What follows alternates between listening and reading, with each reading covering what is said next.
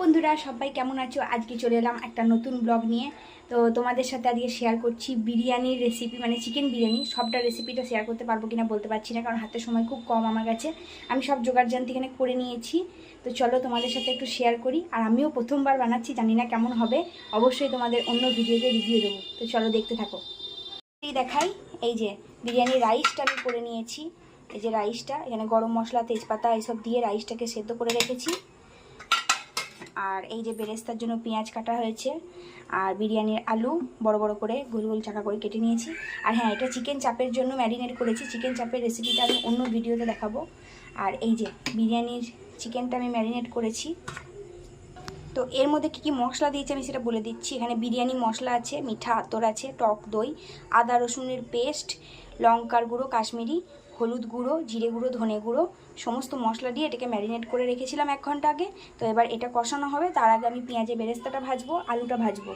আর এখানে যে চিকেন চাপের যে আমি ম্যারিনেটটা করে রেখেছি, এটা তোমাদের আমি পরে শেয়ার করছি। তো চলো দেখতে থাকো তোমরা। হ্যাঁ, একটা কথা বলতে ভুলে গেছি, এই যে চিকেনের পিসগুলো আমি এরকম বড় পিস নিয়েছি, ঠিক আছে? তোমরা চাইলে এর থেকে ছোটো পিসও নিতে পারো, জানি না কেমন হবে। তো দেখা যাক। এই যে আমি তোমাদের একটু দেখিয়ে দিচ্ছি। বাবা, তুলতেও পারছি না। এই যে এলাম বন্ধুরা, এই যে আলুগুলোকে ভেজে নিয়েছি নুন হলুদ মাখিয়ে, আর পেঁয়াজে বেরেস্তাও রেডি। এবার কড়াইয়ের তেলে এই যে গরম মশলা আর তেজপাতা ফোড়ন দেব, দিয়ে এই ম্যারিনেট করা চিকেনটা বেশ ভালো করে কষিয়ে নেব। তো চলো তোমরা দেখতে থাকো। এই যে কড়াইয়ে মাংসটা দিয়ে দিয়েছি, এবার এটাকে আমি কষাবো ভালো করে। আর এই পড়ে থাকা মশলাটা ওর মধ্যে দিয়ে দেবো। আর এই যে এদিকে গরম দুধের মধ্যে কেশর, মিঠা আতর আর কেওড়ার জল, গোলাপ জল সব মিশিয়ে রেখেছি।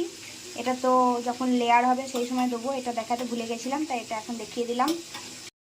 প্রথমবার বানাচ্ছি তো একটু নার্ভাস লাগছে, জানি না কেমন হবে। আমার এই বিরিয়ানি খেতে ভালো লাগে, কিন্তু বানানোর নাম শুনলেই খুব ভয় লাগে, খুব কঠিন লাগে, কি জানি কীরকম হবে। তোমরা দেখতে থাকো। মাংসটা ঢাকা দিয়েছিলাম আর আলুগুলো ওর সাথে সেদ্ধ করতে দিয়েছিলাম। চলো দেখি এখন কী হাল। মাংসর থেকে অনেকটা তেল ছেড়ে দিয়েছে আর অনেকটা জলও ছেড়েছে। আর এই যে আলুগুলো এতে সেদ্ধ করতে দিয়েছি, দেখি কতটা কি সেদ্ধ হলো। আরও সেদ্ধ হবে এখনও। তো এখনও কিছুক্ষণ এটাকে ঢাকা দিয়ে কষাবো। তো আমার এখানে আলুগুলো সেদ্ধ হয়ে গেছে, আমি আলুগুলো তুলে রাখছি, দিয়ে মাংসটা আরেকটুখানি আমি সেদ্ধ করব। 10 মিনিট পর আমার এখানে মাংসটা কষানো মোটামুটি কমপ্লিট। তো চলো এবার এটাকে আমি গ্যাসটা বন্ধ করব। তো আমি এখানে লেয়ার করার জন্য হাঁড়িতে মাংসটা দিয়ে দিয়েছি। এবার এর মধ্যে আমি এই কেশর গোলা যে জলটা আছে, এই দুধটা দিয়ে দেবো খানিকটা, আর বাকিটা লেয়ারের জন্য রাখবো।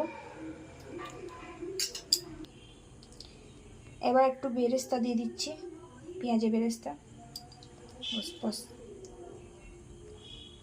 এবার এর ওপর আমি রাইসটা দিয়ে দেব। রাইসটা দিয়ে আমি পুরো লেয়ারটাকে কভার করব।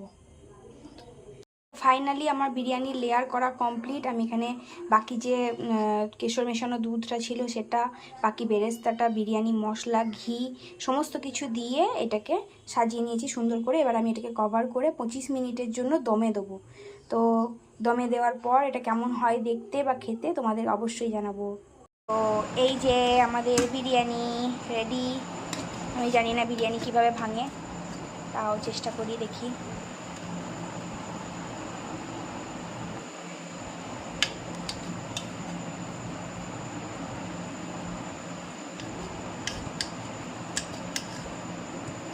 পাচ্ছি না বাবা।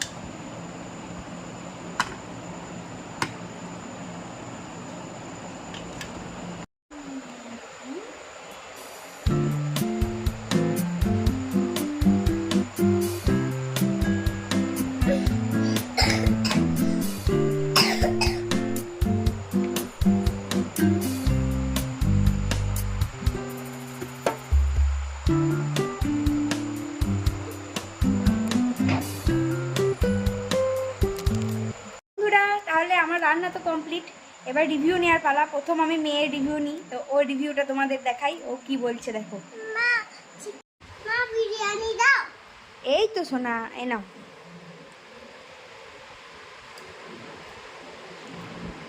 খাও, দিয়ে বলো কেমন হয়েছে, ঠিক আছে?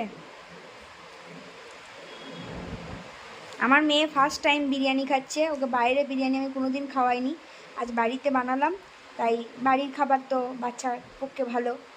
আর আমি ওর জন্য ঝাল টাল মশলা টশলা কমই দিয়েছি, দেখা যাক ও কী বলে। না, এটা হচ্ছে চাপ। এবার বলো কেমন লাগলো খেতে? সত্যি খুব ভালো লেগেছে? বেশ, খাও।